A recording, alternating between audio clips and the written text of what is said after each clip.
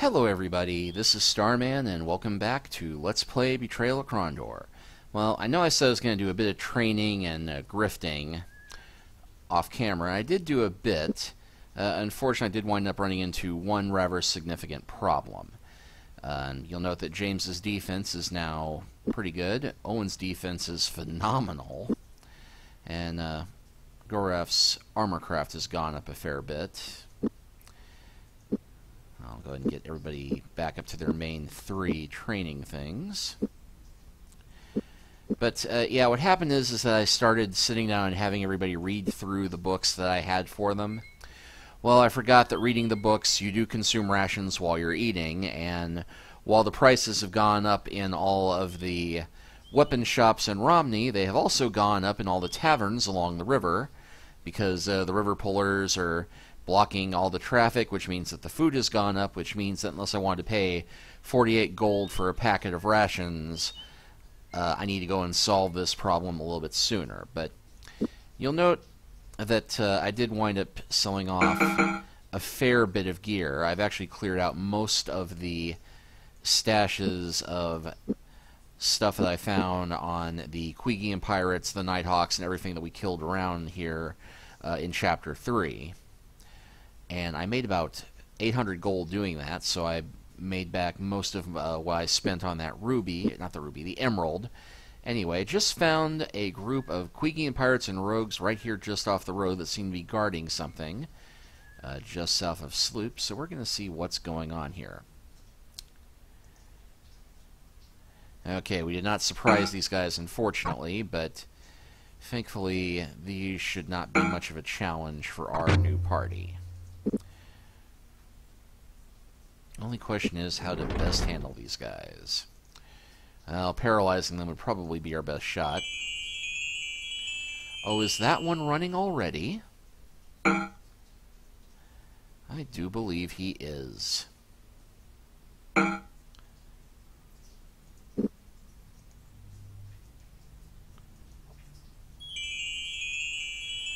Yep, these blokes are trying to make a run for it.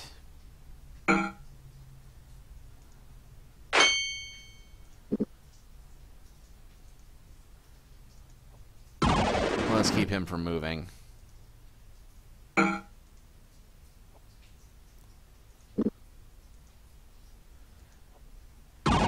and effective.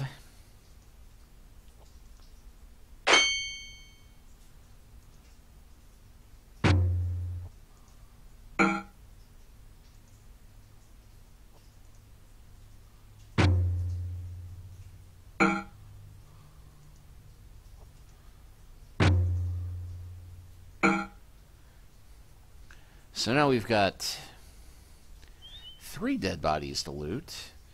I'm a bit more interested in what they were here watching, because it looked like there was a bit of earth that could be dug up. There it is. Actually, several bits of earth.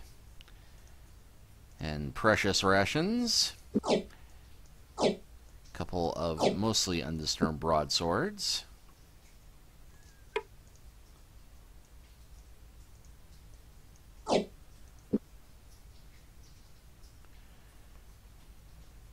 Alright, well, some of these guys had crossbows, so there should be a fair bit of arrows on them. Okay, spoiled rations.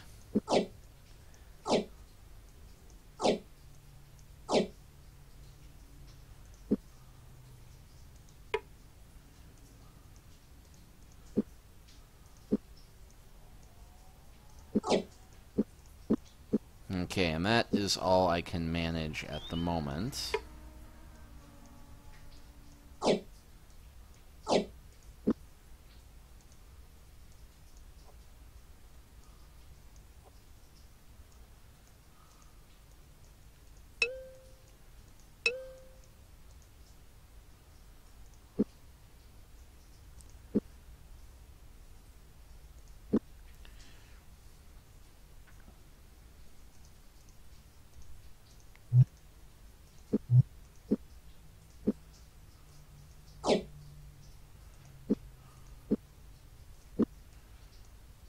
Okay, he's got the Serrani arrows.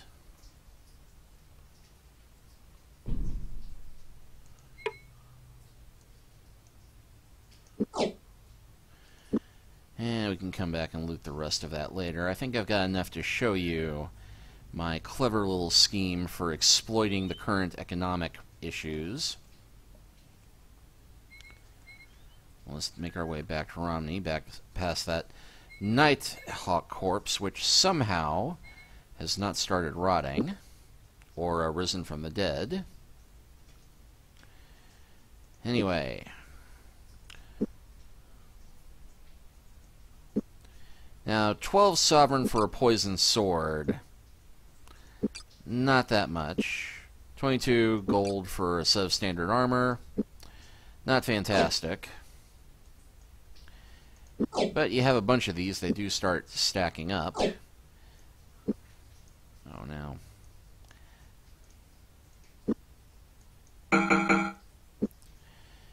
Now 104 gold for a set of elvish armor isn't bad.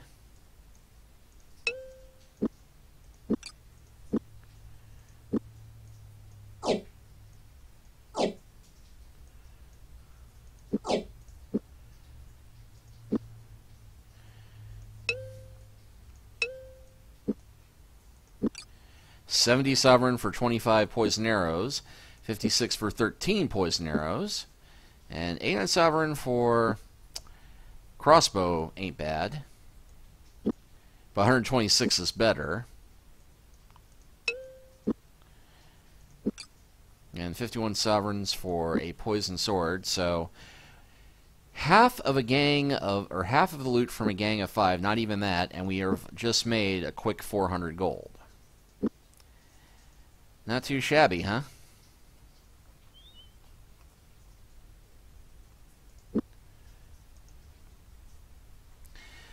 Of course, the problem is that if I keep doing my little reading trick here, we're going to starve to death shortly. So we will need to continue southward, if only to find a place where we can get rations at a decent price.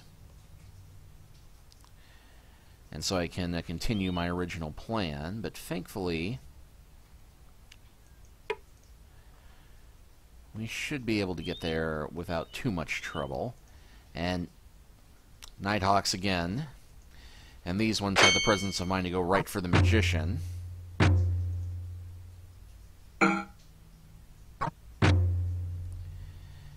Not great shots, the Nighthawks, it seems.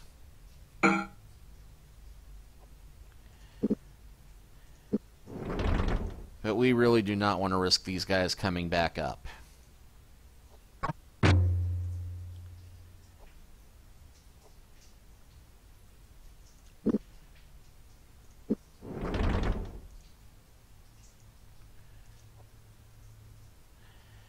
Now, curiously enough, Grief of 1,000 Nights does not seem to work on the Nighthawks. Presumably having pledged themselves to a god of revenge, they are beyond such things.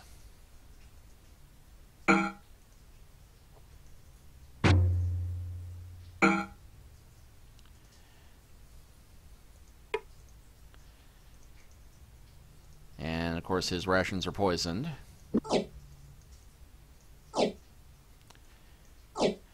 We'll go ahead and grab the bow, since that can be sold off quickly enough. As can the bowstring, and, well...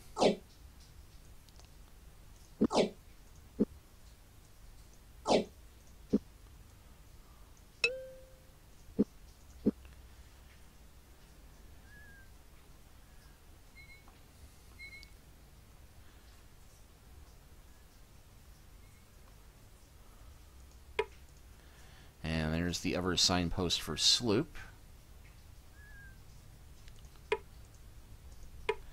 Oh, Bella answered the door. Madame Hapra is too weary to attend you, he said. He narrowed his eyes, betraying a hint of accusation. Events of late have caused exhausted her, and she'll be resting for some time. Goodbye, gentlemen.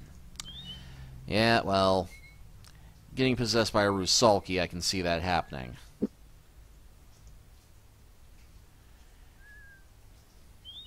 I believe this is, this would be Arnie Steelsoul's house, but we're not going to stop by here just yet. I do have my get-rich-er quick scheme to prepare. And yep, more Nighthawks. Oh, but that one seems to be ready to run. I don't think so.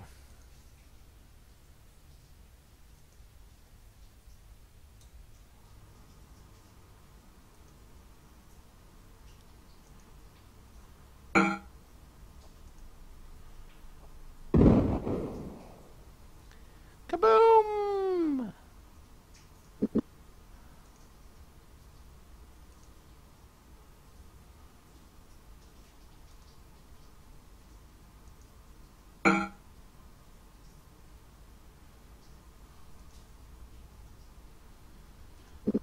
Oh, what the heck.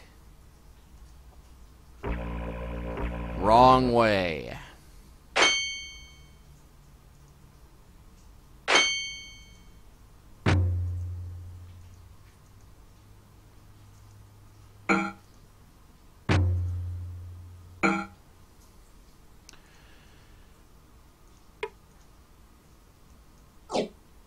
Well, an armorer's hammer, that'll keep us going for a bit longer.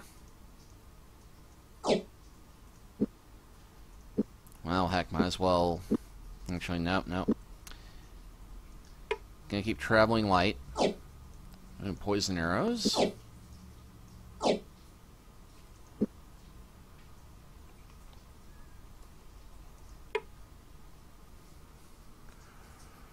Okay, yes, the handmade shovel or torch guy.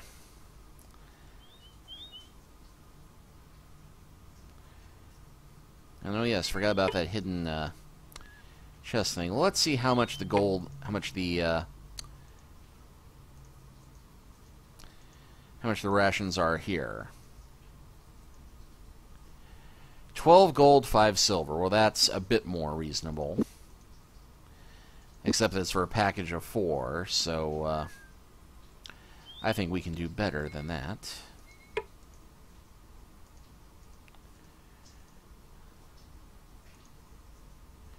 Yeah, okay, maybe we can't. Yeah, we're definitely going to make a trip down to Nia's.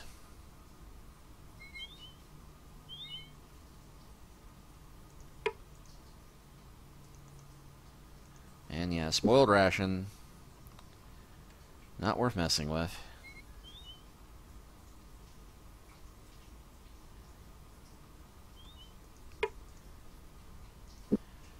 And nothing in that grave, but I'm suspecting trip to the Temple of Erotis, or however you say it, might do us some good right now.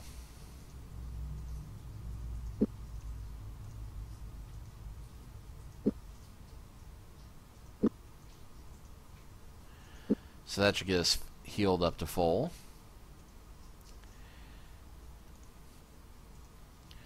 Of course, the magic shop does not sell rations.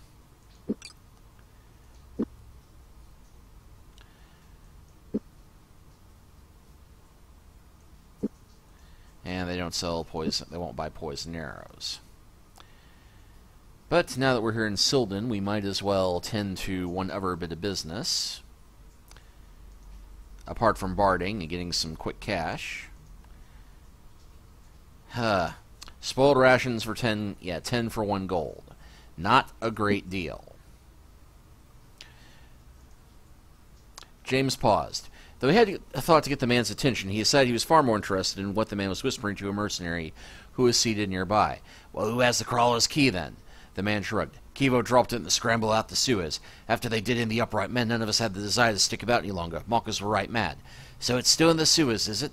Not unless when the Malka boys picked it up, I'd say so, yes. Not like it matters what the crawler crawled away to the Sunset Isles.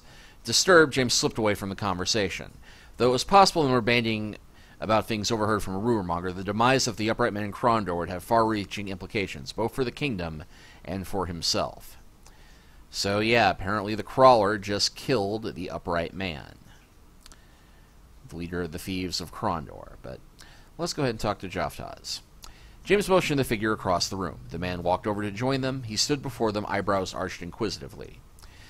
As the keeper of a tavern, I imagine you get quite a bit of traffic through here. Lots of people wanting to buy or sell items that were, shall we say, indiscriminately acquired. Who would I speak to if my interests lay in that direction? Any that walk the streets. Silden is not known for its reputable patronage, as you have no doubt seen. Why would this interest you? I need to find out about the possible purchase of 2 very special items that may have been picked up here in Silden. I'm looking for whoever might have sold them. If an item is sold in Silden, then I am the only man that you should speak to. Any other transactions are done the Silden way. Well, except for the shop selling the magic stuff. Very well, Joftaz. I need to find out what you may know about either a brass spyglass or a silver spider. I'll be willing to pay in gold. You will pay most undoubtedly for that information, but I am not interested in your kingdom coins. If it were gold, I could come up with the sum I want myself. No, what I require is the assistance of a thief. What makes you think I would be of any help? I live in the city of thieves. I have spent my life knowing how to sense them, and I know most assuredly that you have a thief's instincts. This is the bargain. I will tell you about the silver spiders that I sell on occasion, and you will find a bag of powder that was stolen by the crawler. It has most likely been taken to his house near here. The house is locked, and I suspect the pouch will be hidden away in a chest or cabinet or such. Any thief could do that for you. Why would we be especially qualified for this? Because all the thieves in this place, they are the hands and eyes of the crawler. To be working for me, that would be the death of them. Why, what's in that powder bag? I have made my offer, the information for the pouch. Do we have a deal?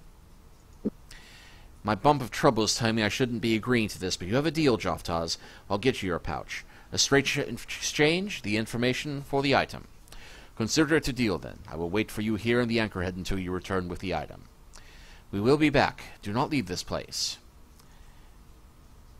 And part of me wishes that they had some kind of a thief-like mechanism for playing this part out, but at the time this game came out, the only game I think where you could actually do breaking in and entering quests was the old Quest for Glory 1, 2, and maybe 3.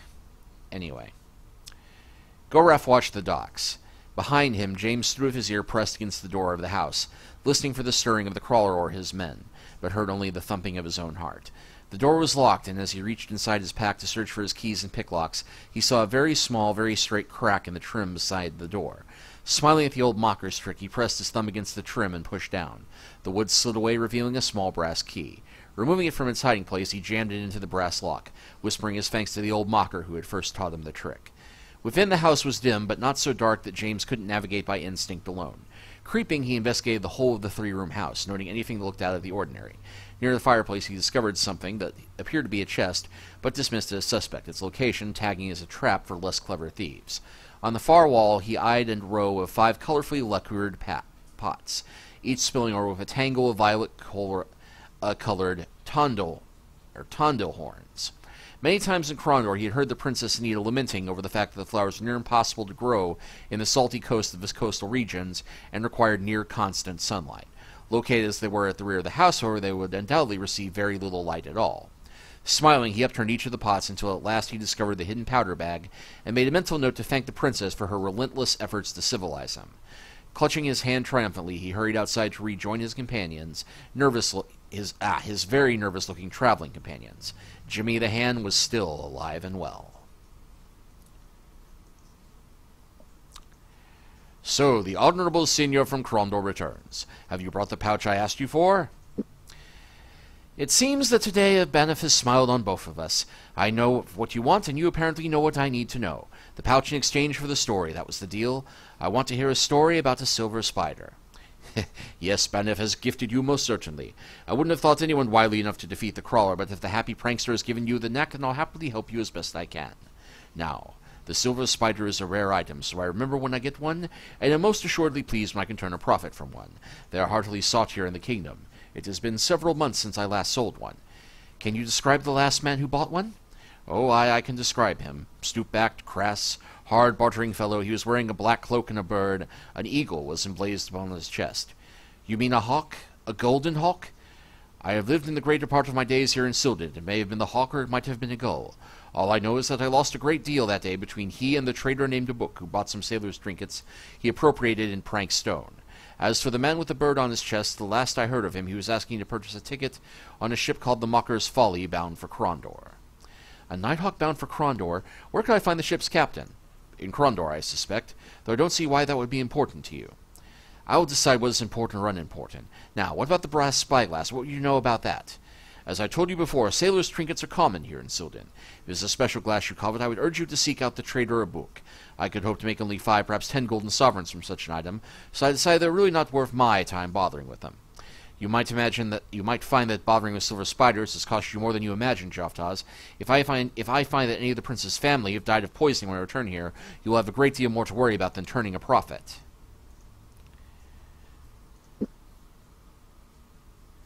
And yeah, wow, we are, if I don't trade a ration to James, we are going to start having starving party members. If I don't get food in a day, I am going to have starving party members.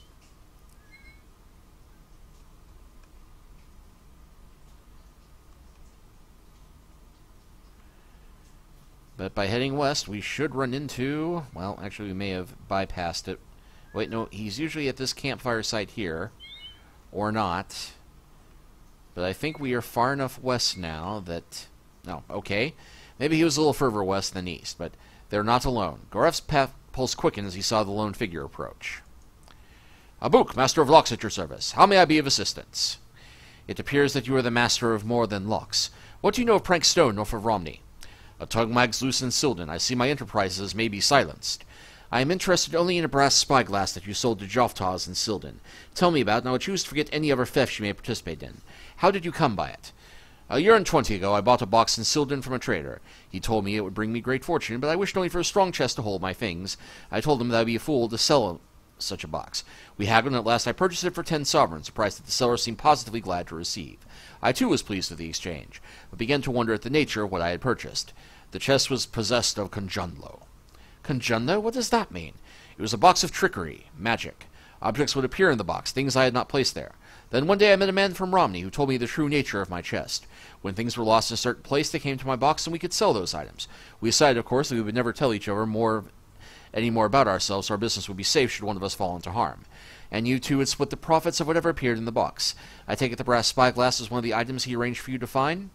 It was one of many things. The day you got the spyglass, anything else appear in the box? A few things. I kept the things whose value I do not know, so those items which arrived at the spyglass are still there as well. I believe there was also a note whose contents I do not remember. Where was this box? Is it close by? It lies behind a mountain with 2 other boxes near Silden and is locked with a special lock. You will have to spell out Thorn so it may be opened. If you do not understand of what I speak, you shall when you find the box. Thorn, we remember your kindness. Thank you. And yes, we have encountered that box before.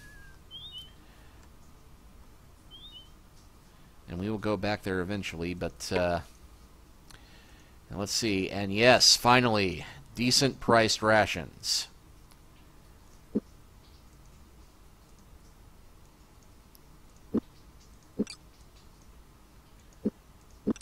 Well, I'd still like to get down to 7 gold, but you know what? That's much better than 50.